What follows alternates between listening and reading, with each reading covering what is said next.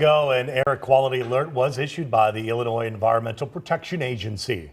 Eric Rung is live at North Avenue Beach with what's happening there. Eric.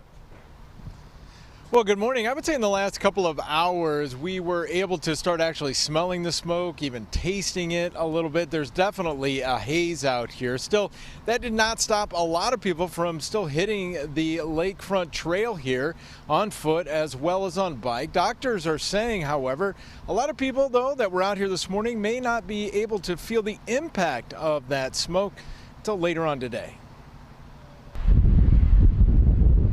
The red flag whipping in the wind at North Avenue Beach could cover both water and air conditions today. I've been hearing about this more and more, and I just, it's just terrible. Terrible enough to obscure views of downtown, but not terrible enough to keep people off the lakefront trail. Only when the humidity's up there, then it seems like it gets a little harder to breathe. That's about it. The wildfires haven't bothered you at all? Not really.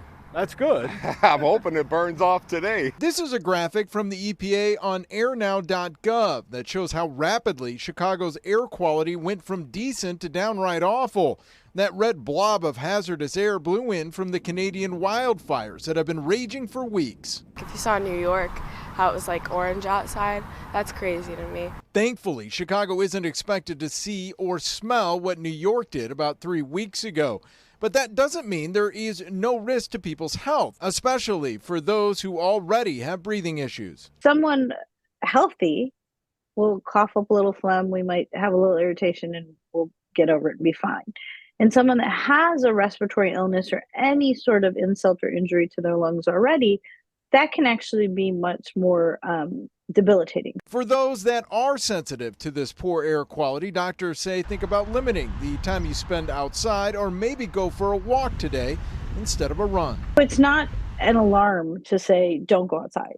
It's educating people to make an educated decision, right? And to take extra precaution.